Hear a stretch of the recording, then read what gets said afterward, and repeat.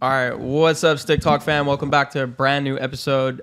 First thing I'm sure you've noticed is that the setup is a lot different than Grand Cathedral, where we typically record our podcast.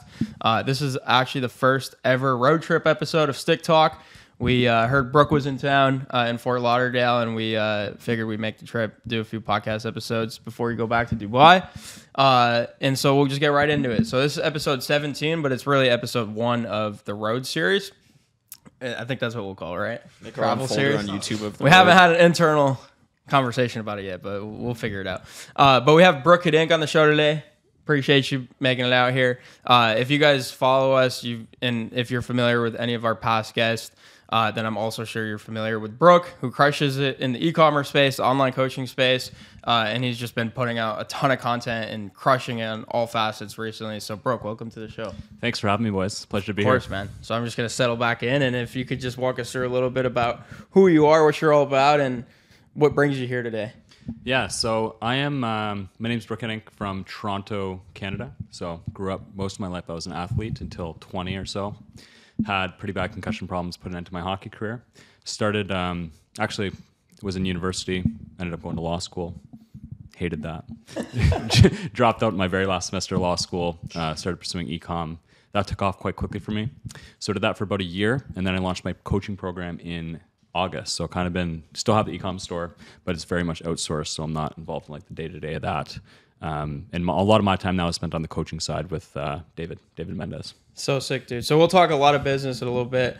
I just want to start with like the hockey story, right? So it sounds like you basically grew up on skates in Toronto, you said? Yeah. So like I'm right outside. I'm from, so it's London, Ontario. So it's about an hour and a half outside of Toronto. I played on a team called Elgin Middlesex Chiefs. So essentially there's London, which is like a 400,000 person city. And then there's all these little towns around London. So Elgin Middlesex is like the counties around London. That was like the AAA team I played on. So I grew up, I played up here most of the time. So Bo Horvat, if you're familiar. Oh, yeah. Yeah. He was on my team growing up. Always played spring hockey with a lot of the big names in the NHL now. But we'd always go to Toronto for tournaments, things like that. So, like, what was that like? You said you reached 20 and you had to kind of opt out of your hockey career because of concussions. Like, that had to be really difficult for you to, like, basically dedicate your whole upbringing to this one thing, hockey, and have to give it up. Like, was that a tough decision, and where do you go from there? It was super tough. I think, like, I even see a lot of my friends now, like, when you start so young, like at 2, and then you play till you're like 17, 18, 19, like, hockey's your whole identity. Like, that's what your whole life, your persona is based off of. So very, very hard to transition out of that. So for me, it was going from hockey player to like university student. And that's kind of like, I would say the down times of my life. It was like I was doing school, hated it, didn't know what I was doing, didn't have hockey anymore. And that's when I decided to go to law school. So I essentially became like hockey player to law student. Lawyer. And then I guess from that, it was way easier for me to go from law student to entrepreneur because I'd already kind of gone through a transition like that. But a lot of my friends, you'll see them, they're like 17, 18, and they'll just keep pursuing the hockey dream. Then they end up in Europe with like no schooling. They're making like 20, 25 grand a year, and they're 26, 27 years old all of a sudden. They have nothing to show for it. So I think I honestly got lucky when I had concussions when I did to kind of like, it was almost like I had no choice but to opt out because I could very easily fall into that trap. Kind of kept pursuing the dream because that's your whole identity. The longer you stick with it, the harder it ends up being when it's time to... You said you were 20 when you kind of had to hang up the skates. So talk us through that. Aren't most guys like at that point, you know, being drafted by NHL teams at a high level college? Like, where were you at 20? Were you you in college playing? Were you trying to pursue like semi-pro? Like, what was the deal there? Yeah. So in the US, you guys are obviously like football, basketball. The guys who get drafted to the NBA, it's out of like D1, like NCAA D1. In Ontario, we have a league called the Ontario Hockey League, the OHL. Yep. So there's one in Ontario, there's one out west called the WHL, and there's one out east called the QMJHL, so the Quebec League. So that's where the guys get drafted to the NHL from Canada. So I was 16, I got drafted into that league. I played there for 2 years. And then in my NHL draft year, I barely played because of concussions. I think I played like 10 games, something like that. So I didn't get drafted at all. Went back for one more year, had my second concussion, and then I moved out east to try and play at university and had my third one, and that's when I kind of called it quits. Dude, what was that like? Like 16 years old, you're probably what, in high school at this point? Like getting drafted. Like obviously it wasn't like NHL, but it was just the league right below. Like how cool of a feeling was that? Man, I remember to this day exactly where I was. It was, it was incredible. Like your whole life you work for it, and then Essentially, the way they did it is it's not an in-person draft, but they stream it live on a computer. So all the teams go up to the stage, they have them like on video, and then they call names. I ended up getting picked. I think I was the last pick of the first round in the OHL draft. So Above McDavid? No, not above McDavid. So he was McDavid in that same draft? Yeah. So he had exceptional status. So he's a year younger than me. So Okay. he's in 97. I'm 96, but he was picked first overall in our year as like a exceptional status. He could go in the draft a year early because how good he was. Yeah. Yeah, he played with McDavid, bro. Yeah, all the way growing up, man. He was on. So how it works is like obviously hockey season's from like August till April, May, and then you play summer hockey. So summer hockey is there's no like territories. You can just play on whatever team you want. So there's like super teams that like all the best guys can congregate on, and then you go around North America and play. And there's only tournaments, so it's not really a league. You just go play in tournaments in the spring and summer. So McDavid was always on my spring and summer teams. Either he was on the same team as me a few years, and I'd play against him the other years. How crazy was that, just playing against him? Could you tell that he was different than everybody else? Yeah, insane. Like his work ethic was insane. Like I remember he wouldn't ever really go out with the guys and stuff on the weekends if we went out for dinner and stuff. He was just so focused, but really, really nice guy. But he was always another level in terms of like speed, dedication, just like he would lead the tournament in points like every single time. It was insane. Yeah. Dude, and just look at him now. Like, he's tearing it up. I think he's almost averaging like 2 points a game in the NHL, which is like basically almost like what Wayne Gretzky was doing. I think was the last one to get even close. So it's cool, man. What, like, I guess going back to like your hockey career, what was like the most memorable like experience for you from that? There's a couple. So one that stands out is when I was 10, I went to a tournament called the Brick. It's in the Edmonton Mall. So it's essentially like all the best teams of like 10-year-olds go and play. The Edmonton Mall is the biggest mall in Canada. Okay. It's kind of like the Minnesota Mall, whatever that one's called, Mall of America. It's massive. Overrated. But there's like a our producer in the back, Scott's from Minnesota, so we always make fun of him for it. there's like a hockey rink in the Edmonton Mall. So all the best teams, the 10-year-olds from all of North America go to that. That was really cool. Obviously being drafted stands out. And then when I was playing in the OHL, we had so I'm not sure if you guys remember, but there was an outdoor winter classic. It was the Leafs and Red Wings who played at the Big M University of Michigan football stadium. Okay. So before the NHL game, the day before that, our team was Plymouth Whalers. So that's where I played in the OHL. We played the London Knights in an outdoor game in Comerica Park. It was, I think it was like 40,000 people there. We ended up winning in a shootout in OT, after OT. Yeah. What position did you play? Center and right wing. So always forward. Wing, so yeah. Goal scorer. That was my strength, my shot. Yeah. That was always what I was kind of known for. That's sick. Now you're talking about the Edmonton Mall. Now you live in Dubai, so we can kind of talk about what that's like. And obviously the Dubai Mall is a different level. Yeah. And I think that's kind of where like my joke comes from. Like everyone hypes up the Minneapolis Mall of America as like the biggest mall. It's so like massive. And then you go to Dubai Mall and it's just like different level. Dubai overall is kind of... People always ask me, like, what's it like living there? And the only thing I can really say is you can't really describe it until you go. And I know you've been, Andre. Would you kind of say the same? Like, before you went and what you actually saw when you get there, it's like you can't really put into words what to expect. What is it, just like so massive that you can't really wrap your head? Like, what is the... It's just everything... Everything's just so nice. Like, every hotel, like... So clean, so organized, like everything. If you imagine, like, a perfectly run business, imagine that, but in a country. Is how I would describe it. Like the airport, you just whiz right through. When you get outside, like cabs are all like lined up. You just literally walk into a cab, pick you up. When you get to your hotel, people rush up to the door, open the door for you. Everything's just perfect.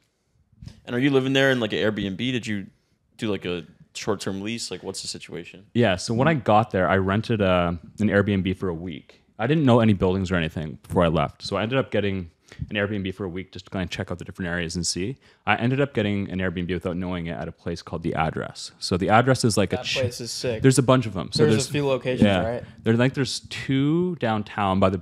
Yeah, so for people watching, if you're not familiar, Dubai is in the country United Arab Emirates. So there's 7 Emirates, and Dubai is one of the 7 Emirates. So an emirate is like a state. So there's multiple like cities within Dubai. There's Dubai downtown, which is where the Burj Khalifa is, the big mall, everything like that. And then there's Dubai Marina, which is where I live. But there's 2 addresses downtown, and then there's 3, I believe, in the marina. So I ended up booking one of those. Loved the building, so I just ended up signing a year-long lease there. Sick. Yeah. And then another big reason a lot of people move to Dubai is because of the tax benefits, especially if you're not in the U.S., if you're coming from Canada in your situation, or a lot of our buddies from Europe, like our boy Connor just moved there. I guess in your situation, was it, hey, I'm going to move here for taxes, and then you just fell in love with the place, or did you fall in love with the place first, and then you're like, okay, with the tax benefits, it just makes too much sense? Yeah, so being from Canada, obviously we have pretty cold winters. So I always wanted to kind of move somewhere else for the winter. So I'd lived in Bali in the past. I traveled there. So I'd considered moving to Bali for the winter. But moving to Bali, there's not really any tax benefits. So it kind of just made sense that I could set up a company in Dubai. There's no tax there at all. There's no personal, no corporate, no dividend. So I could set up a company there. And how it is now as of this year is I only need to be in Dubai 90 days a year. So 3 months. What?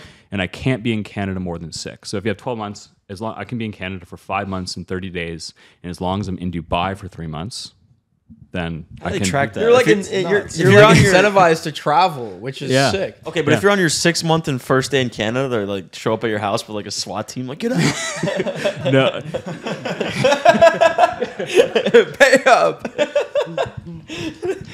All that happens is so there's tax residency and residency. So as soon as you are in Canada more than 6 months a year and a citizen, so if you're a citizen of Canada and there more than 6 months, you're a Canadian tax resident.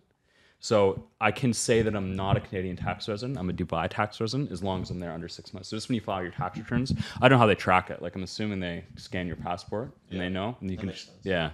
So and you can establish that year one, or how long does it take you to establish tax residency over there? As soon as I'm there for 3 months. So I moved December 2nd. So January, February, March 2nd. As soon as I'm there 90 days, I'm Dubai tax resident. That's insane. Yeah.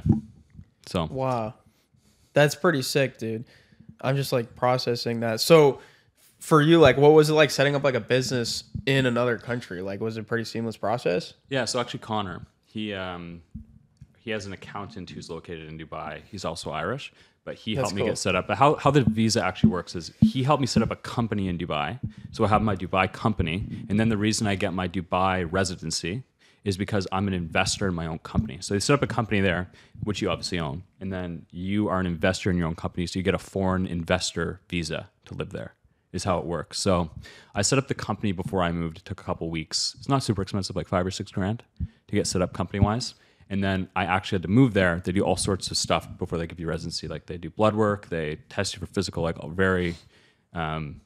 lots to do other than if you were getting it in Canada or anywhere else. Yeah. So they had to do all that stuff, and then you Blood actually work? get your... Yeah. What are they trying to see? Dude, it was insane. So the way it works is I walked in this building, and a robot like slid up to me. In Dubai. I'm telling you, bro, it's different there. Yeah. It's different. So a robot slid up to me, checked me in, and it was like, go to room 3 and room 7. So I walk in room 3, and there's a guy like with the needle, chair ready. Like I walk in, sit down, he takes the blood within like 30 seconds of me walking in this room. And then he's like, go to room 7. I go to room 7, and the girl has like an x-ray machine. She's literally standing there like with the coat thing you have to put on. So I put that on, I leave, and by the time I walked out of that room and got to the Uber, my blood work results were on my phone. Like in Canada, that would take like 2 weeks easily. Within 5 minutes, I had it done. Do they have a public healthcare system? Because I'm trying to think of like why they would do that. I think it's just everything, like I said, is just extremely organized, efficient. Honestly, Tracked. They track everything. yeah. Or are you just like walking around and there's no fat people? Like, are they trying to like weed people We're out? not going to if you have, fat shame like- on this podcast. Are they trying to see if you have like AIDS or something? Like, No, because if you They check for that's AIDS. one too. But I'm saying if you had a public healthcare system, I feel like it would make more sense because then you're trying to basically weed out the people who are risky, where you'd have to invest in them a lot. They're trying to check for like AIDS, like hepatitis, like that. They don't want to give you residency if you have that sort of thing. So I don't know if they have a public healthcare system. I know they have an excellent private side, kind of like the US. Like you can pay for someone and have like immediate service right away. I don't know what the public side's like. I just have like healthcare through my credit card essentially. But I didn't really look too much into that. Hopefully I don't need it. Hopefully they're not listening. Yeah. The what do they call the leaders there? The Emiratis? The Or sheikhs. yeah, The like sheiks. yeah. It's The guys who crazy. walk around are in the white police suits. cars actually Lambos? I mean, I'm sure there is. Like I heard all the police cars are like mad nice, so they can keep up. that's like the one thing that like everyone hears about Dubai. It's like the least relevant thing to know about. I don't think I've ever seen a police officer there. Yeah, They're all plain yeah. clothes. So they don't have like police officers walking around. They're all like plain clothes. You don't really Yeah. see them. Dude, it's weird. Yeah. The reason it's so safe is because in my area, like in Dubai Marina, 80 to 90% of the population is like expats, like me, like either there for business or they work there for a company. And I know they have a policy that if you do anything wrong as an expat, so if you like, I don't know, commit a crime of any sort or you get fined, you're deported immediately. So that's why it's so safe, because 90% of the population there is on like thin line. If you do anything They wrong, know, you're gone. like if they fuck up, they're done. Yeah. Is there like I feel like it's very tight knit and like well kept. Like, is there a nightlife scene? Like, what does it look like in terms of? I honestly haven't drank since I got there. So there's no liquor stores. Like, you can't just go to the liquor store and buy a bottle of alcohol there. You can get it at the duty free when you land. But then I don't know what the process is like, but you have to get a license. And then they have like underground liquor stores. So for example, yesterday I was like in an underground parking garage and I just saw like a random door swing open on the side of the parking garage. And I'm like, what the hell? Walked over there and it was like a liquor store, but there's no signs or anything. So very illegal. They don't advertise it at all. No, like it's legal, but they just don't like openly advertise it. It may be illegal to advertise. Yeah. I'm like scared to sneeze. Like, No, it's but like the hotels are like where people go to drink. Like there's bars in every hotel because I'm pretty sure like that's where all the clubs are too. It's really interesting. Yeah. There's lots of nightlife and stuff. Like you can go order alcohol at the bar, but I know you can't like walk home fucked up. Like you can't be like stumbling on the sidewalk home. damn.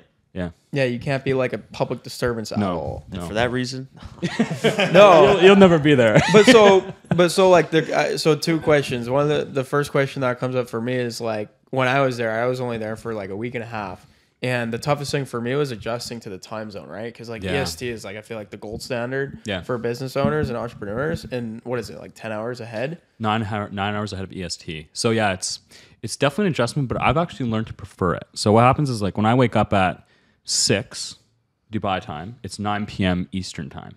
So everyone's pretty much done their day. So I have from like when I get up to like 4 undisturbed. Isn't that the best? Yeah. So I can like, I wake up, usually my schedule is like wake up at 6 or 7, do work till 10 or 11, like get a 4 or 5 hour slot in, go to the gym, chill out in the afternoon. And then I take calls from like 4 till 7 my time, which is the morning Eastern time, 2 days a week. So I don't like for a while I was doing it every day, but it was just like every single night having calls all night was just not sustainable mentally. So I just do it 2 days a week. I have like a 5-hour block of calls and I get all my calls done in 2 days. But other than that, I have like most of the day undisturbed and the night to kind of do whatever I want. So I actually like it better. Yeah. And like you said, there's not those distractions like the nightlife and drinking and alcohol, not as much as there would be in like Miami, say. You could definitely find lots of distractions. Like I've heard stories of people like it's not more expensive to live there than any big city in the US, but you could spend as much as you wanted if you're not careful. But for me, I've just kind of stayed focused. The service industry is great there, so for me, I've actually found it like a perfect place to dial in on business. You live super high quality life. You can get like farm fresh food, like with like dirt still on your eggs and like raw milk delivered right to your door. That's crazy. Yeah. So I really enjoy it for business. It's just a perfect place. So what is there to do outside of like going to restaurants and touring the marina? Like I feel like it's just like a very utopian place where there's not like, you know, going to play golf or doing like stuff in nature. I feel like it's very urban. Like there's endless things to do, man. So there is golf. They have like a sweet Top Golf there. Endless restaurants. There's you can go to the desert and do like desert snowboarding, desert safari. You can go skydiving. There's like the Palm, the islands you can go see. There's the Burj Khalifa, the mall. Like there's so many things there to do that you would never really run out. Like you can go to restaurants and you're like literally under the ocean, like fish swimming around and stuff. Yeah. And like Abu Dhabi is like a 40-minute drive, and even there's like Ferrari World, which I went to, which was sick. They have the big mosque there that you can. Did you go see that? Yeah, I went to the mosque. Dude, you go. It was crazy. Like mosque, like Muslim religion, whatever, super strict. Under the mosque is a mall. Like under the church is like a full out mall. Really? I was shocked. What did you have to wear when you went to the mosque? You had to wear like face covering, and then I had shorts on, like pretty short shorts, and so I had to cover up with like a dress. I haven't actually been there yet, but I'm planning to go like within the first couple weeks when I'm back. I mean, I'm not Muslim, but it was still just like the architecture and just being there is just unbelievable. Damn. Going back a little bit to pre-Dubai, you mentioned that after hockey, you jumped into law school, which is a pretty big commitment. Like I feel like a lot of people that we've had on this podcast that dropped out of college, they weren't really taking their education too seriously in the first place, trying to figure out like what's the easiest 4-year degree. And that within itself makes it easier to kind of ditch and drop out and go on business. But with somebody that's going to law school, that's such, you know, you're probably taking out a lot of loans, I'd assume. Yeah. Yeah. So I guess, how did you kind of like find it within yourself to actually move on from that? Because I'd imagine, you know, a lot of people just get in there. There's a huge financial burden. You're like, I'm going to make it work regardless. I guess what was going through your head at that time? Yeah, I think honestly, like I was a good hockey player when I was younger. So honestly, I think the reason I even went to law school was more just like ego driven. Like I didn't want to just be in a normal degree. Like I wanted to be like kind of at the top of what I had done, like I was previously. So I didn't do very well my first and second year of school. And I actually applied to business school, a really good business school at Western. It's like probably one of the top ones in Canada. It's called Ivy Business. And I didn't get in there. So I thought like, what else can I really do here? So I'm not sure if you're familiar with the term like shadow career. So I always knew ever since a young age I wanted to do business. I didn't know my issue was I didn't know where to start. So I knew I wanted to do business. Why do you say that? Like, were there people in your life that were in business that were influences, or you just kind of were always drawn to it? Never. Yeah, I never had any family or anything to do business at all. Just kind of, I think, not sure if you're familiar with like Andy Frisella. Yeah, I was listening to his podcast like literally like right when it came out, like the MFCO project it was called. Yep. So ever since then, I would always read books like Tim Ferriss, like the personal development stuff I was into at like 15, 16. So I always knew from that I wanted to do business, but I didn't know what that would look like. So for me, like being a corporate lawyer was like shadow for wanting to do business. Like, oh, I don't know what to do in business, I'll just be a corporate lawyer. So that was kind of how that started. Always kind of knew in my gut that it wasn't right. And how law school works is law school's 3 years. So in your second year, you do your law recruit to get your job. So you get the job in your second year. After your second year, you work at the firm for the summer. Then you go back for your third year, and then you go full-time at the firm you summered at previously. So I got the job in second year at a really good firm in Toronto on Bay Street as a corporate lawyer. I did the summer, and I can kind of see what these people's lives look like. So we have like, essentially if you think of a Slack for the firm, you can see when people are online and stuff, all the people were like working every night till 10 p.m. And not like making good money, but like no life whatsoever. So I kind of saw that, and that kind of reaffirmed that like this isn't really what I want to do. And after that summer, there was a 6-week gap between that summer finishing as a law student and my third year school starting. So I asked the firm like, hey, I've been taking out all these loans to go to law school. Is there any way I can work during the year to stop like pay this back? And they're like, no, because if we offer it to you, we'll have to offer it to all the students. So I thought, okay, like what am I going to do? And that's when I actually started my eCom store. And it took off quite quickly. So I think in my third month, we were doing like $250K in sales, and I was making way more from that in the third month that I was going to make as a lawyer. Third month? Yeah. $250K a month in your third month? Yeah. Which, wow. Honestly, were you following someone's advice, or were you just freestyling? I bought like an info product. Not a great info product, but I honestly got a bit lucky. So to this day, the first supplier of like products, it's like saunas and stuff, that I closed, that I made my first sale with, that to this day is my best supplier. So I got lucky having them early on, and that's what allowed it to scale so quickly. So by the third or fourth month, I was making more from that than I was going to make from law. So I talked to my parents in like December. I said like, hey, I want to drop out. And they said, no, like go back, finish your final semester. You can do it after. And I did go back for a month or two, and it was just taking up too much time, headspace, that I just dropped out. I didn't even want the degree by that point. So I just kind of went all in. Damn. Yeah. So you couldn't survive like another 2 months and just get the degree? It was more like symbolic for me. Like I thought, it's not like I didn't take anything in law school. Like it really helps with writing, with like structuring arguments, with like being a business person overall, because I was working with like lots of high-end companies and stuff. Yeah, so really helpful that way. But for me, the degree was like, I didn't want to have the cop-out. So if business got hard, I didn't want to have like a $150K a year job just sitting there wherever I wanted. So I thought, I've taken like the lessons from law school. I'd rather just, almost symbolic for me, like is a commitment to just go all in on business. I've taken what I need from it. I don't need the piece of paper that. Yeah, and it's almost like the further you go in, the further the hole gets. Like you're just digging yourself your own grave, essentially, if you know that you don't want to do this exactly long term. So like even another month or another year in school would have just made it that much harder to leave. Eats away at you when you're there. Like you know you're just doing something that's not aligned with what you want, and it kind of just eats away at you. So for me, it was just like all in on business. How much debt did you take on? Over 100K Canadian. Yeah, 100. Yeah, 100. You paid it off all by now, right? Pretty much. Yeah. That's awesome. Dude, that's such a baller decision, though. It's like, okay, I have 2 or 3 months of law school left, and I'm not, if I want to go all in on entrepreneurship, I'm just going to cut ties and not give myself that safety net, essentially. That was my that was the thought process? Yeah, it was just like, I'm going to go all in on this. And then it was like, for me, as you I'm sure know, when you don't have any choice but to make it work, you usually find a way to make it work. That's what I wanted to do for myself, and it turned out well.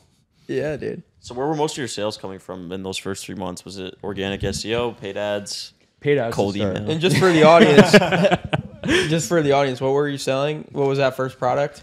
So the first product was infrared saunas for home. So between like 5 and 10K order value. But just as like slight background, like the way it works is it's drop shipping, but it's high ticket drop shipping. So rather than sell like AliExpress or Barlow, we partner with brands in the US that like lots of you already know, like Jacuzzi or Napoleon Grills, partner with them and then sell their stuff through our store. So then essentially we market the products, deal with the customers, they just have to manufacture and ship them. So we don't ever see the product. But that's what the business model was. In the first few months was largely saunas that we sold. Had some success with massage chairs and home gyms as well. But I would say like 60-70% were saunas. There may be an infrared sauna from your store on the street somewhere. I'm sure there actually is. Those are the types. And that's, I mean, I'm grossly oversimplifying this, but that's one of the main things that you preach is high ticket ecom over just finding like a low ticket trendy product with decent margins, correct? Yeah. So like low ticket stuff, you can definitely make money, but to me, it doesn't really seem like a business. Like it's you're just looking for a viral product, hopefully sell a bunch of it in 2 or 3 months, and then you got to find the next viral product.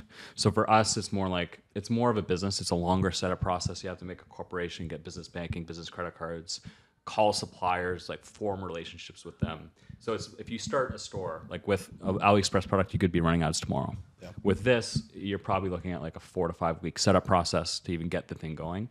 But once you got to get it going, like for me now, like I've been making sales with my first sauna brand for like over 2 years consistently. We've done 100K a month with them every single month since then. Wow. So it's much more of a sustainable long-term business. And the scale is, you can scale it as high as you want. So like there are stores doing like hundreds of $1 million a year using the business model. So you can scale it as big as you want, essentially. It's much more of an actual business than like the traditional low ticket AliExpress. And was that what the info product that you bought was predicated on, doing high ticket ecom? Or did you just naturally find that yourself? It was, but it was more like the info product I bought was more like scale your store to 50K a month and then live on a beach in Thailand. It wasn't about actually growing it into a long-term sustainable business, but the basic skill set was the same. Yeah, like work with these high-end suppliers, sell expensive stuff rather than like $20 products, sell like $2,000, $3,000 items, and then build it up. And then essentially it's just like a solopreneur, get it to 5K a month and then live in like a third world country and relax. So you mentioned a couple different products. Do you set up a unique store for each and every product, or how's that work? So I have like 10,000 products in my store. So I have like, I think now we have like 80 brands and like 10,000 products in my store. So you're essentially just like a big marketplace. Like how I describe it is, if you go to Home Depot or go to Walmart, you're not buying Home Depot, Walmart products, right? Like you're buying brands who sell through them. Like they're the retailers for the brands. So there's that, but online. So we're like the store who partners with the brands and we sell the brands, but we just really target like the high price point stuff. So how do you get people to find your store? And I'm assuming that a lot of it has to do with building the brand of like your brand, right? Yeah. Like making it like a Walmart kind of thing. Exactly. So like how do you differentiate it? I feel like no one gives a shit about your brand. They just find you organically through SEO, right? Yeah. So your brand matters a bit, but it's easy because when you're selling brand stuff, customers already know the brands that we're partnered with. So like, for example, if you're going to buy an iPhone, you don't care whether you get it from Amazon or Best Buy. You just want the easiest way, and in the best price, essentially. So that's what we're doing is we're just selling existing brand stuff, and then we use Google and Bing so when you're advertising on Facebook or TikTok, you're just marketing to an audience that likes XYZ or like is this age and this location. With Google and Bing, you can target search terms, like specific searches people are making. It's like intent-based, right? Exactly. So we can target the exact brand names that we're selling. So if I'm selling a Ford car, I can go on Google and target a person searching Ford car. So we can just put the product in front of them that they're already searching. So what's the selling proposition to the supplier? Because like you said, it's intent-based. Like people are already searching for these things. Yeah. What is the benefit to them to come across your store instead of the supplier's store? Many. So rather than have to hire like a whole bunch of agencies to like run their ads, do their SEO, do their all this, they just You're like an affiliate in a way.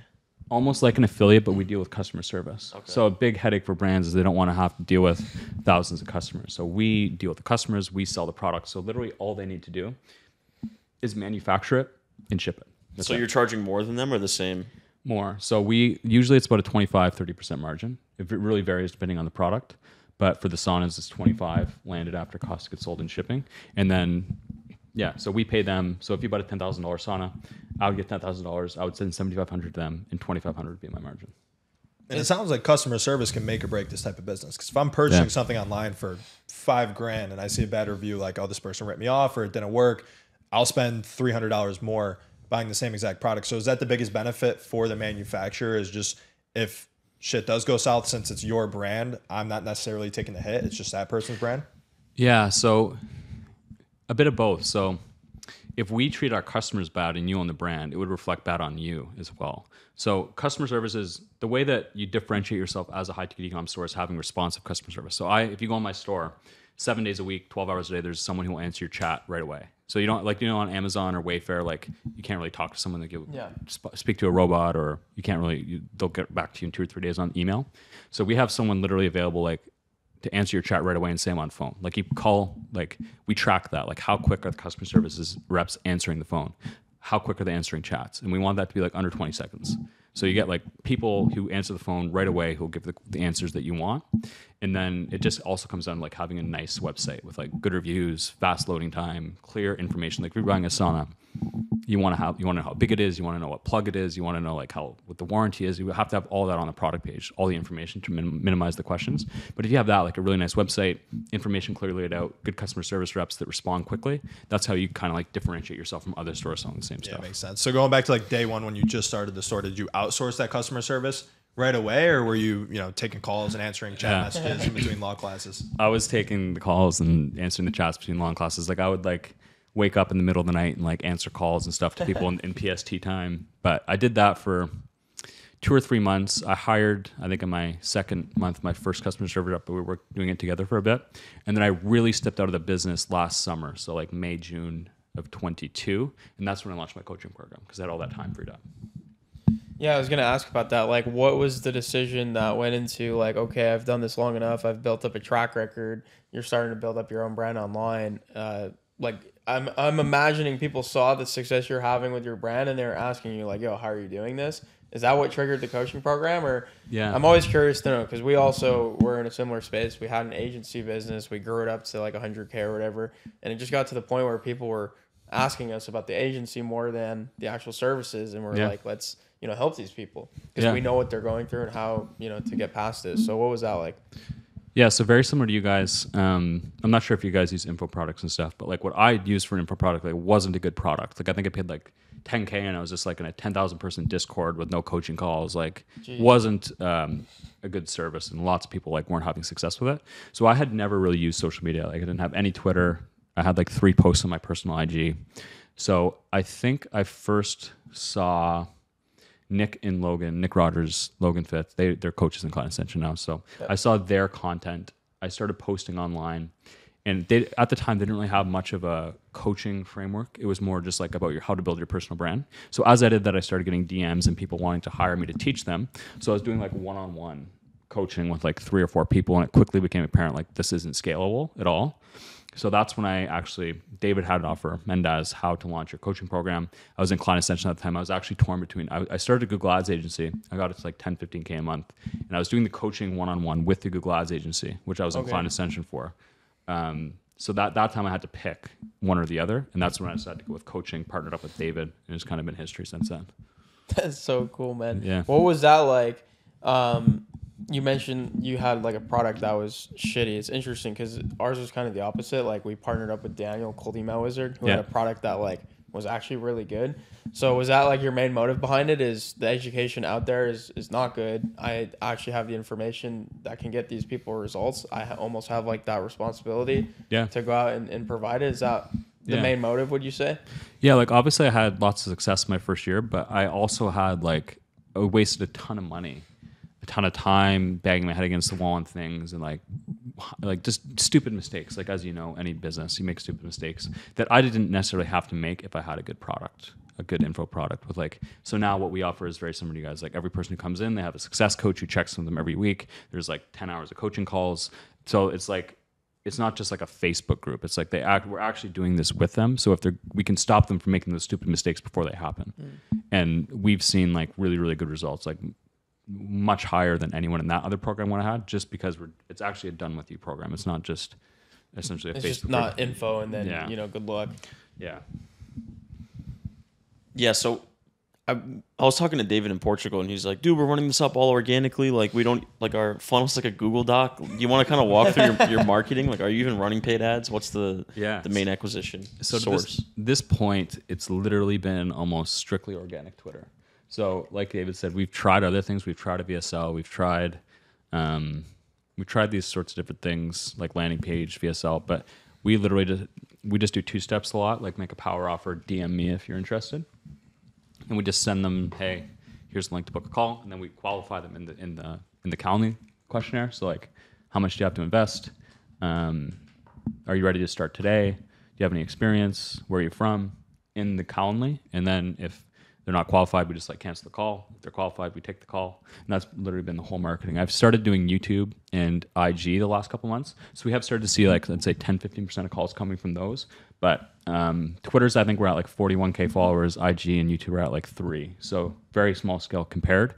But we're actually finding that for our marketing, we would rather invest in organic. So hiring like shorts editors and like YouTube editors and things like that than paid, just because it might be a longer burn, but you're actually building the audience. So I saw Cole Gordon tweeted this yesterday. It was like, if you're investing in paid, it's very easy at the beginning, but your cost of acquisition will go up per call as you scale paid. Where organic, you have to pay a whole bunch at the beginning, but you're building the audience that will actually get cheaper the bigger the audience grows. And you're actually building the audience itself as an asset. So if you invest 10K in editors and then you get the audience, it's not like the audience disappears. Where if you shut off paid, it's done. Yeah. Which is super interesting because I followed Cole Gordon and we went through some of his trainings to grow client ascension, and he had this one training on like financials, and he was going through like what are healthy profit margins for a coaching program.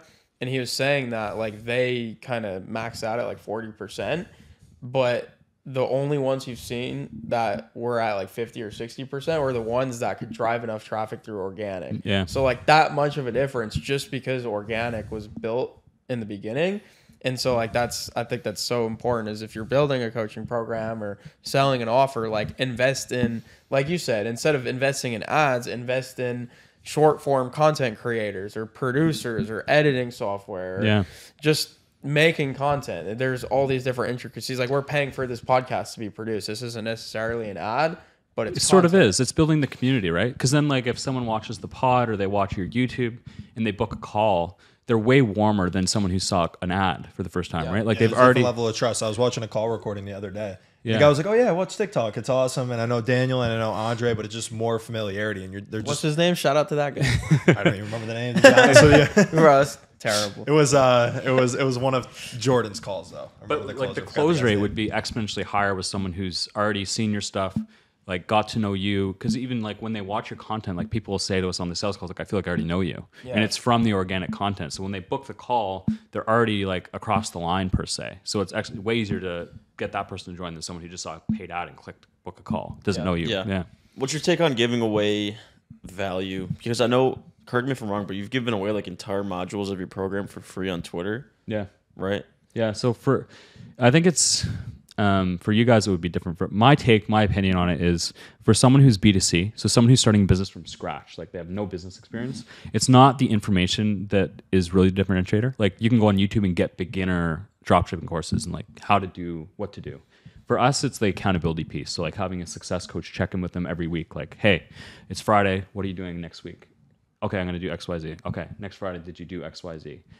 For me, like it doesn't make sense to sell the beginning steps. Like the value is in the community. It's in the accountability. It's in the one-on-one. Like I could tell 10 people to do steps 1, 2, 3, and then person 4 might have like, okay, at step 2, this happened to me. What would you recommend doing here? So it's like the individual nuanced guidance. It's kind of funny how someone's paying you money and it's like on you to make sure that they're motivated. Like, shouldn't that be motivating enough? Like you just joined a $6,000 program and you're just... For the people that succeed in group coaching programs, it is. Like once they put that money in, they're all in. That's what I'm saying. Like it should not be on the person receiving the money to motivate the student. Like you just paid all this money. Like you should want to work.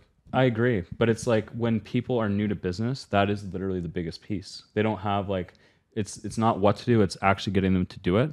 And for me now, like if I want to do something, like if I want to start my personal brand, like I know what to do. I know how to make tweets. I know how to go see what's performing, copy it. But if I pay, that's my way of making a commitment to myself. Like, okay, I'm actually going to do this now. You know? So even if I already know what to do, I'll even still do that if I want to commit to something. So I think you're right. Like it's...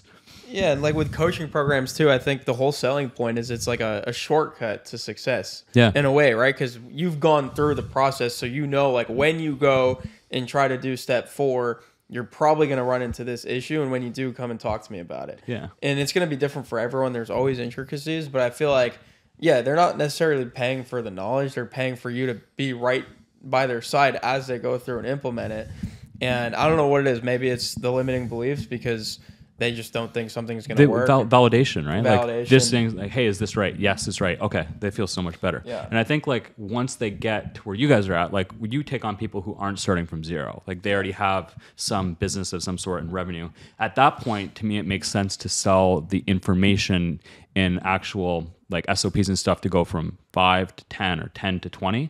But to get from 0 to 5, like that stuff's already all out there, I think. That makes a lot of sense. Yeah. Because that's something I'll push back on calls. Like if somebody's on the other end and I'm selling them on Client Ascension, they're like, yeah, I could just do this myself. The information's all out there. I'll walk them through maybe 1 or 2 specific scenarios just to show them how many complex situations come at scale. And that's going to be relevant to somebody who's going from 1 to 50. But from somebody going to 0 to 1, like you said, the information is pretty widely available. So I understand the strategy more through that lens of, hey, like I might as well give it away because the people that I want are the people that don't just want the information. They want somebody to hold them accountable and walk them through those complex issues.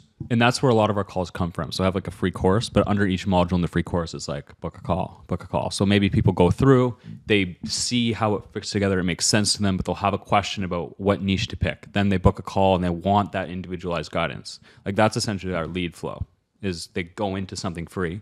They start, they have questions. They realize they want the shortcut, the fast, the yours is really subtle. Like whenever I see your tweets, I'm like, where's this call to action? It's like it's not very obvious, but it's clearly working. So it's super smart.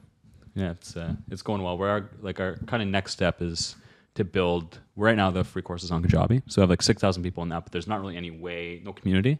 So we're gonna try and move that over to School, have a free community there, so we can have more like discussions with the actual people in there. Yeah, School is sick. Another thing that I think is important there that we kind of glossed over is the reason you're able to drive everything through organic is because you have such a big, strong following. And I remember when you joined Client Ascension, I remember probably like a couple hundred or maybe like a couple thousand followers. And then like 3 months later, I saw one of your threads pop off. I'm like, this guy's at like fucking 20K followers already. So how were you able to grow so quickly while also moving like very intentionally, not just building like a big audience, but a super quality audience?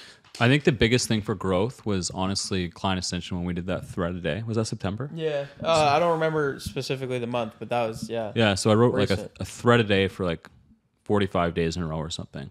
That really helped. And then also doing like the giveaways on 2 steps. So I've done a ton of those, probably like 2 or 3 a week consistently for 4 or 5 months. And just between the threads and those, I think once you get past that first 10K, growth is quite easy as long as you're being consistent with the content. But really getting from 0 to that 10K was all the threads and stuff. Yeah, people shit on giveaways, but they're brilliant. Like, number 1, you grow your following. Number 2, the people that follow you trust you for a specific topic. It sounds like a platitude. Number 3, you can put call to actions in the resource you give away.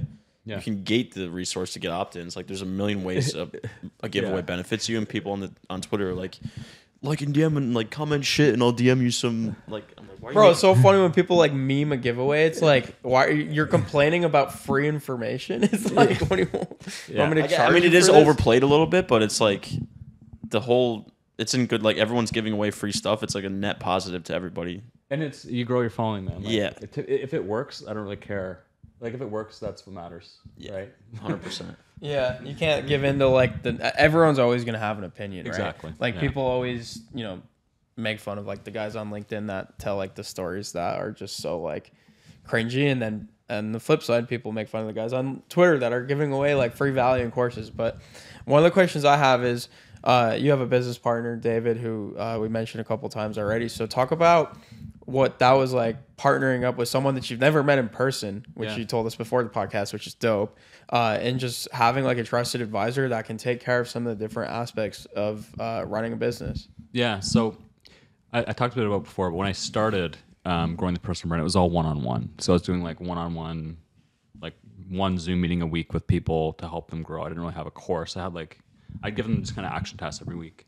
Obviously not scalable. So at the time, David had an offer where he would help you launch a coaching program. So I think he had just launched Levi's Irola. He had launched his. They had really good results. So I hopped on a call with him. David was also in Launch Socials at the time, so I kind of knew him a bit from that. And his offer was he would help you launch the coaching program. So I didn't really have a coaching program. It was just like consulting, essentially. Yeah. So he would help you launch the coaching program. So he put together all the marketing resources to start like essentially a 55-page case study on like how I had success with eCom. He would do the emails and he would do sales. So he's obviously a really good sales guy. That's his background. So he would do sales to start and then place a sales guy in the company when he would then step out. So it was a 2-month offer. So I think the first month we did over 200K, like way higher than either of us kind of thought. Wow. And he then kind of started doing launches with other people again. And then it was pretty clear to him that it was like, when he was doing his offer, it was very tedious, like 55-page case studies, emails, sales calls. It was just for each client, right? Each client, yeah. So really tedious. So it was clear to him that like, I think he talked to Daniel actually, Cold Email Wizard, and Daniel's like, why don't you like just run it up with Brook and stay on one thing? So essentially, we talked and just kind of agreed to partner out long term. So he's sales still. He still does sales calls. Like we've tried placing sales guys in the company, and like their close rates are like 3 times below his. So he literally just does all the sales calls. He does email, and he kind of helped me structure the back end, like ops side. He kind of looks after like if someone has questions about someone's not happy with something, or they're struggling with mindset, or like he does all the customer feedback kind of thing. So customer ops side of thing, and I really just do like the content to bring in leads and the actual e-com fulfillment. So it works perfectly. Yeah. Yeah, dude, David's a fucking beast. Yeah. We met him out in Portugal, and you could just tell. Like, he's always tweeting about being in solitude and closing an obscene amount of deals, but that's not surprising that you guys weren't able to find a closer who was able to replicate his success. I guess one question I had about that is, you know, you, David, obviously like the core pieces. Who else have you hired there? Is it still just you guys, or like what's kind of the org chart look like, and how do you guys plan on scaling that out? Yeah, so I have like an executive assistant. She kind of helps me with everything, like my eCom, my personal life. Just she really takes a lot off my plate, which is huge. So she's not really on the org chart per se, but she really helps make my life a lot easier. In terms of people actually in the company, we used a content marketer for a while, like a ghostwriter who would I would just like rip a voice note to, and then he would make my voice note a thread. We did that for a while, but not anymore. The only people we really have other than me and David are essentially people who have gone through the program, gotten results, and we just hire them as success coaches. So we had 2 guys. Killer. Yeah, so they tried high ticket ecom. I think the highest they got was like 15, 20K for the first 5 or 6 months. They joined. We didn't like their niche, so we started a new store from scratch. And they hit like 150K their 3rd month or something sales. So they're both working 9 to 5 jobs. So we said to them like, hey, you guys are crushing it. Do you want to like quit your jobs? We'll pay you whatever a month. You can do this 4 or 5 hours a day max. So they have like one-on-one calls with students, and then they run their store full time. So they're doing their store success coaches. We have 3 of those guys, me and David, and that's it. Yeah, dude, that's such a genius model. Is like, when you run a coaching program and you're super ingrained into like getting people results in the beginning, and you build these case studies, like they'll go to war for you. Yeah, they will. And like we talked about that, like it's way better than hiring someone who's not, because they're familiar with the process. Yeah. Like they've literally gone through it, have results, so they know exactly what to do to coach. And I guess I don't really call it, rather than hire coaches, what we've done is eCom's a bit, I don't know if you want to say lucky, but there's like SEO, there's email, there's Google ads, there's Facebook ads. So rather than hire like someone and pay them $2K, $2,500 a month to run calls, we say, hey, you know your shit in email. We will make you the official agency recommendation of the program for email. Smart. You run 2 calls a month. You open up 5 one-on-one slots a week. You are essentially the recommendation. So essentially, if anyone wants to hire an email marketing person, our email coach who runs calls is who we'd recommend they go to. So that it's almost like a lead magnet for them, and we don't have to actually pay them to do it really. So that's actually really smart, dude. Yeah. That's really smart. Yeah, I mean, similar for Client Ascension, we had our first cohort, I think, back in 2021 towards the end of the year.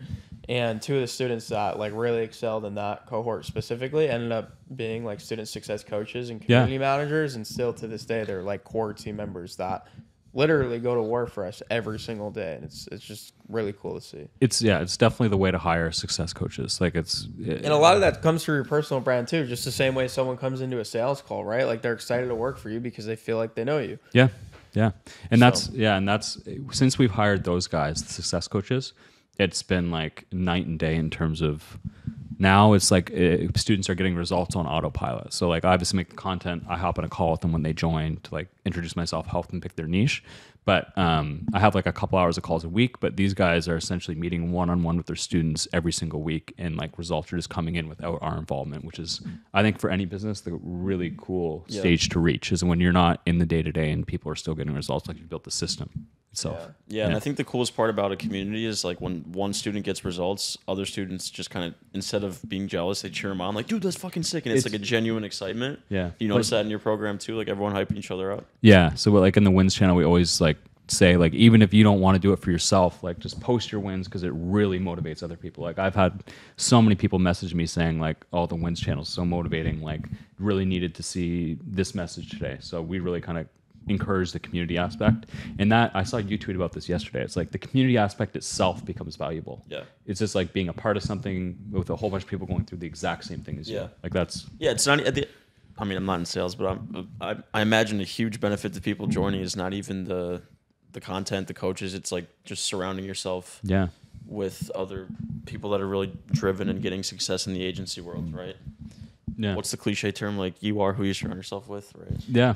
You're the five. You're the five people you spend the most time with. Yeah, average of It's so cliche. One of the questions I have, just going a little bit more niche into like coaching programs and getting results and stuff like that is, and I guess you could almost relate to this to like overall business and life as well, is like, how do you know when your niche or whatever you've chosen is not actually going to pan out and you need to pivot? Like it sounds like in your life with hockey, with law school, and even with your e-commerce stores, you've like been able to time the pivots really well. And I'd imagine with e-commerce, if you get into the wrong niche or it doesn't pan out, just like if you were to spin up an ad and you see that it's not working, or a cold email script that's not working, like how do you know when to pivot? And maybe just bring up specific scenarios or just an overall philosophy on it. Yeah. I think from hockey to law school and law school to business was very much just like intuition, following my gut. Like I knew that was the right decision, and then just actually, rather than pushing it down, like listening to that and following it.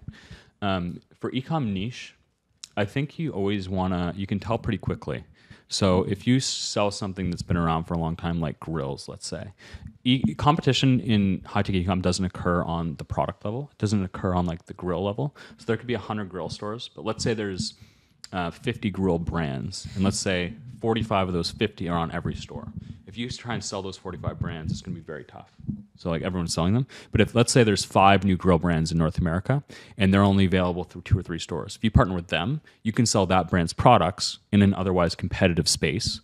But since no one's selling that brand, you can face low competition.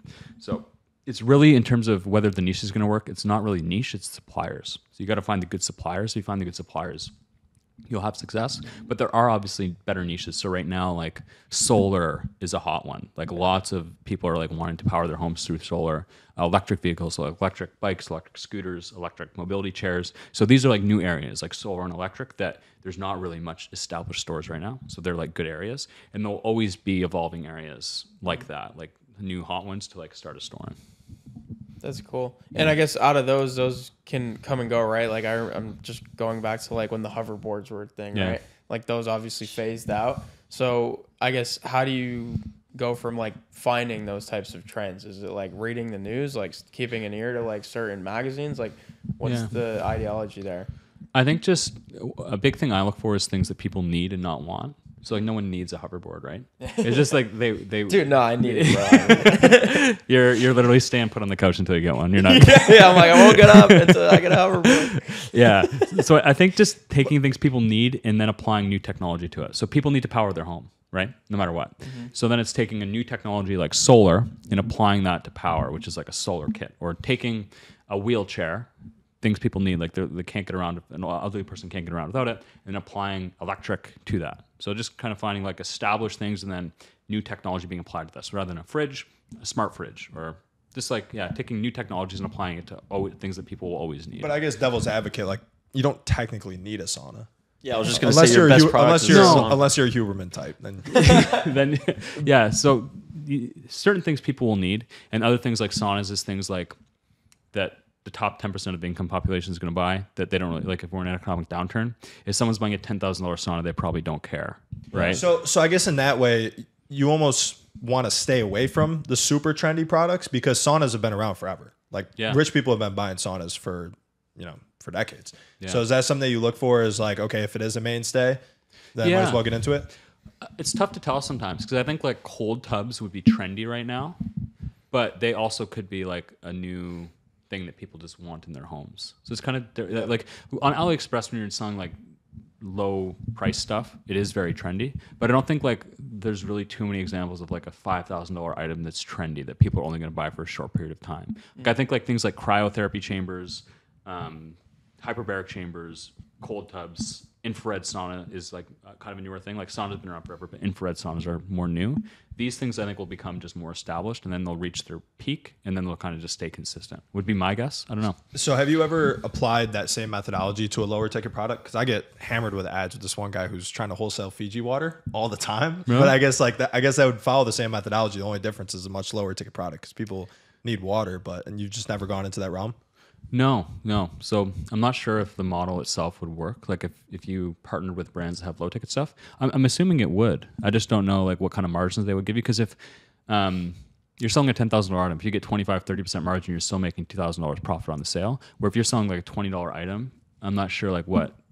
You would probably have to have at least 50% for it to even make sense.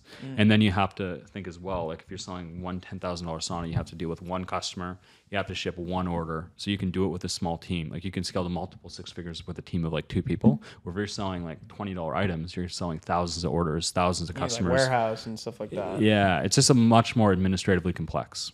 How many of your sales are B2B versus B2C for any of your products? It varies by product, but saunas is like 10-15%. So we've had like hotels, spas order saunas, gyms. That's cool. Yeah, so we've actually tried cold email and made sales through that, like actually doing outbound outreach. Yeah, talk about that. Like, how is cold email kind of weaved into e-commerce? Because it's kind of like unheard of, I feel like. Yeah, so it was not something I had ever heard of when I was in client extension for my agency, Google Ads agency. Obviously learned the skill. Yeah. And then I was like, like I could probably apply this to e-com. So all we do is like go on Apollo or whatever, scrape spas and gyms, and then say, hey, we're running a deal for gyms. We'll give you a promotion. We'll come install the sauna in your gym for free. Which is so usually if you have a $10,000 sauna, if you're going to pay $500 to $600 in ads to acquire the customer, if you're doing cold outreach, you obviously don't have to pay to acquire the customer other than like the software cost. Cheap. Yeah, cold email is cheap. So then you can then give the person you're reaching out to the same discount that you would have paid on ads to otherwise acquire them. You can give them like free installation, which would cost $500 as a promotion. That's cool. And then so we've had success doing that. I'm not really like in the account doing it. I just do like have the team look after it, but I know sales.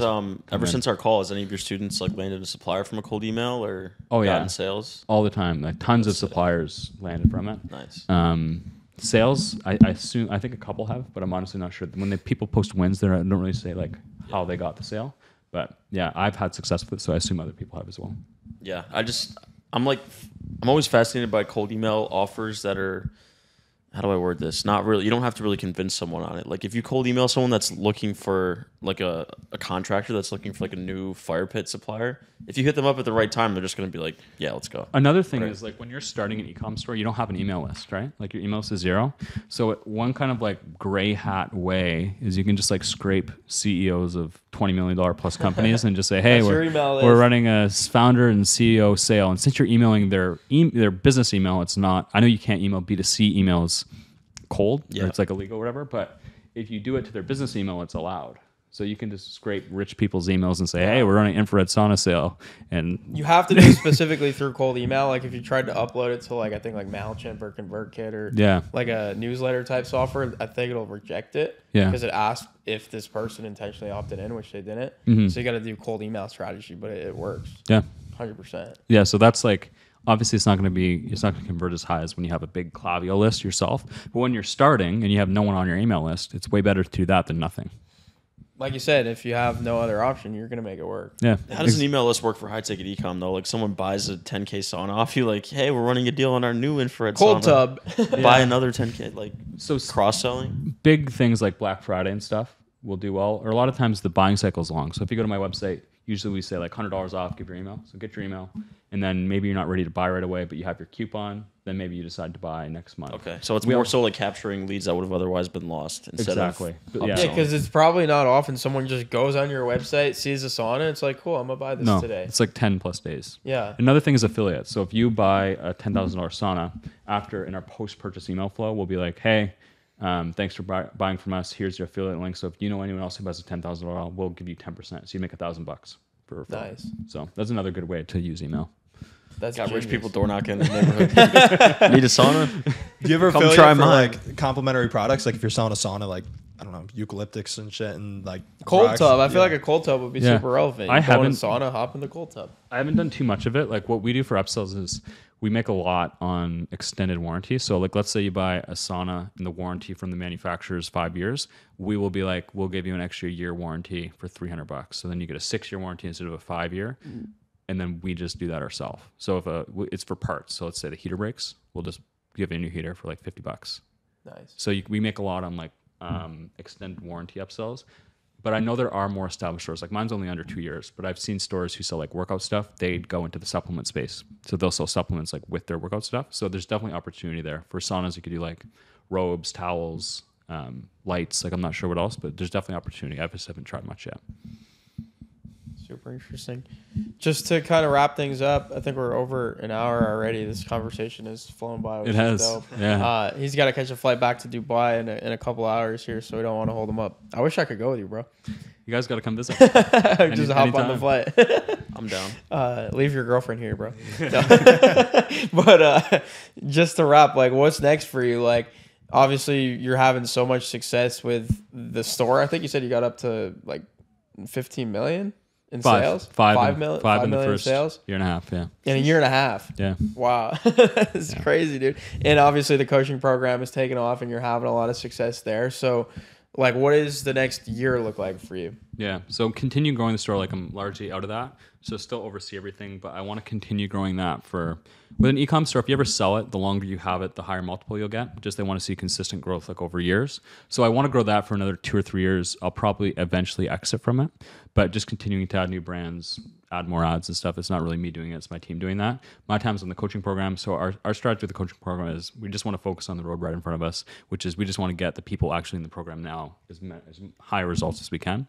And then eventually we'll offer like a back-end offer for a higher tier. So our offer is pretty much get them from 0 to 10K a month profit in the first 6 months is what we want to do.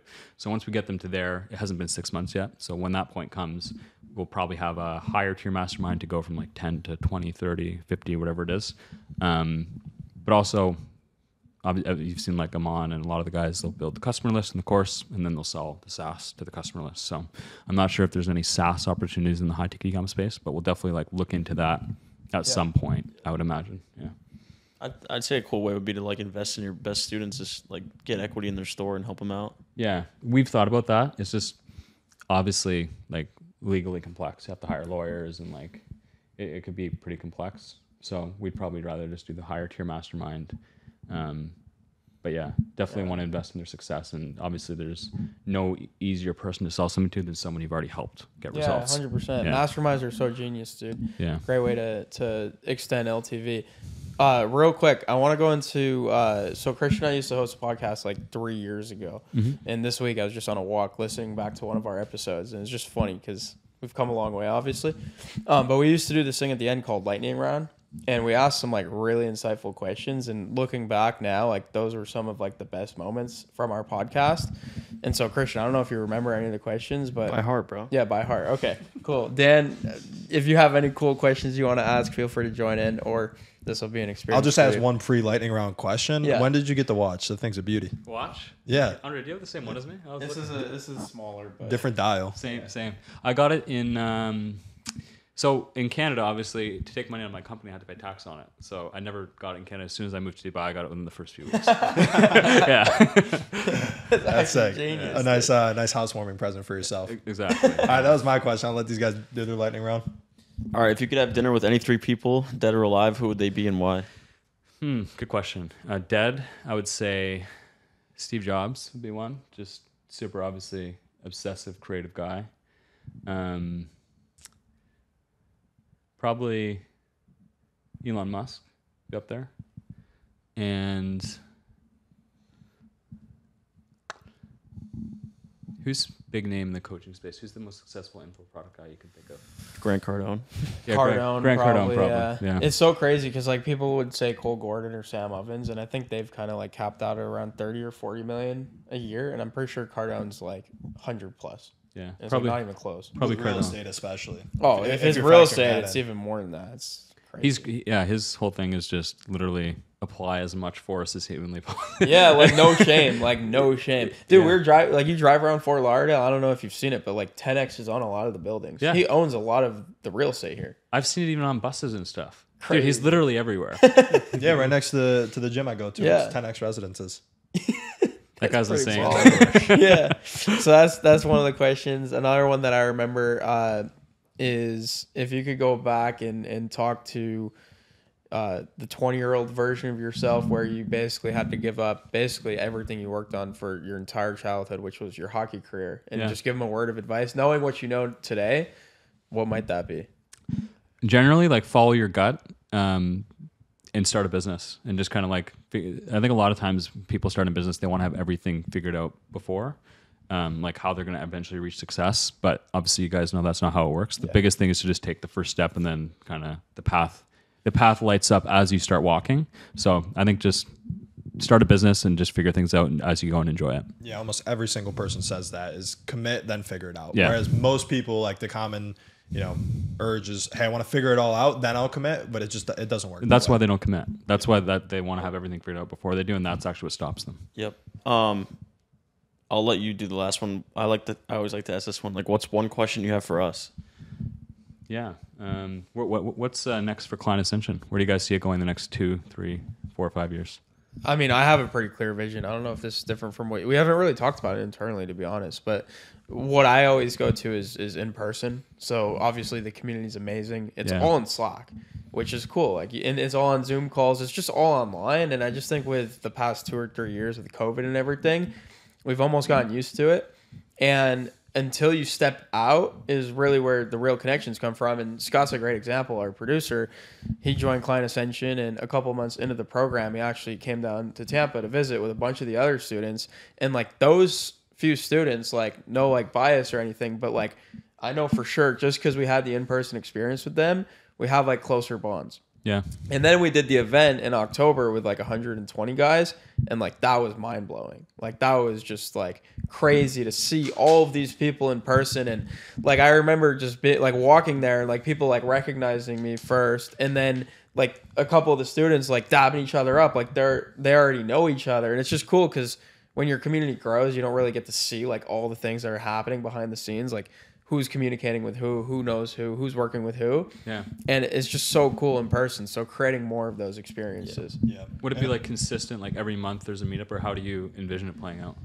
Yeah, I mean, I think very similar to how Cole Gordon does it, to be honest. I think he does and same with Sam Ovens. They do like quarterly masterminds and then almost like a Grant Cardone twist to it as well, which are like weekly workshops. So a smaller setting, you bring 10 or 20 people into a more intimate setting and make it workshop. And then you look forward to like everyone coming together for a quarterly event or a twice a year or once a year event. Yeah. Yeah. The in-person is even like meeting you guys today. It's completely different than on Slack. Crazy. Yeah. Yeah. Yeah. And it's also a weird thing that the people who showed up in person tend to work harder than the other people. Because if you're just on the outside, it can be super lonely, even if you are in a group, just because it's way easier to just be like a pessimist, like, oh, this isn't going to work out. But the moment you actually see people and meet them in person and see like, oh, they're really doing this, the more it's going to motivate you to get to that next milestone, whatever that looks like for you by the next time you see them in person. So yeah, I was going to say the same exact thing, more in-person experiences, and just basically the way that we would do that is a higher level mastermind, similar to what you guys are going to build out. But yeah, just continuing to grow that in the add-on, the upsell, not, I'm a sales guy, so that's where my brain immediately goes, is going to be just way more in-person interaction and higher level stuff. Cool. Yeah, I would agree. The only other thing I would say is like, we're already kind of there, but like transcending the Twitter sphere where like Client Ascension becomes a brand known in the Ovens and Cole Gordon types. I think it already is, man. Like it's well on its way anyway. I appreciate that. We just started getting traffic from TikTok and YouTube ads and getting calls booked in from there, and they've been good quality. But it is interesting. It kind of humbles you right away. You need to have everything, your sales process, your onboarding process, and just all your ducks in a row if Yeah. they're coming from colder traffic. So yeah, it's Yeah. another big piece too. Yeah, it's so cool. It's like a puzzle. You have to have the traffic figured out, but then the back end fulfillment. Because if you don't have that, It's like a seesaw, man. It's Yeah, like, it is. It's never back gonna and be forth. balanced. Yeah. I think that's the biggest thing too, is coming to peace with like it's never gonna be. You're never not gonna have something to work on. Yeah. Right. It's never gonna be done. Like it's always in progress. Last question in the lightning round. I think we shuffled around with like maybe 5 or 6 different types of questions. The one I remember that's relevant to us is if you could put just one of your tweets on a billboard that every single person in the world would drive by and see, what would be that tweet? I think it was something along the lines of, if you want something in your life, it's because there's a version of you that can have it. Ooh, So I love that. yeah, like you usually don't want things unless you can somehow have it. Like there's a version of you that can have it, and it's up to you to actually become the person that can. Damn, bro, that was fun. The way you worded that. I've never heard that either. That's very Yeah, I've interesting. never heard it said that Yeah, way, wow. but wow. Well, then, yeah. That's sick, still- dude. Okay, actually, the last question is where can our... First off, thank you for making the trip and being on the podcast. This was a dope experience and just cool for us to learn more about your story and everything that's happening in your world. So where can our audience find you, follow you, and learn more about potentially working with you? Yeah, so Twitter and IG are at eCom with Brook. YouTube is Dropshipping with Brook. And TikTok, I think, is just my name, Brook Hiddink. Yeah, those are pretty much the main places. It's been a pleasure, guys. Thanks a lot for having me. It's been a blast. Likewise, bro. No, Thank man. you, brother. Crushed it. Crush that. Appreciate it, bro. Thanks, boys. That was fun. That was awesome.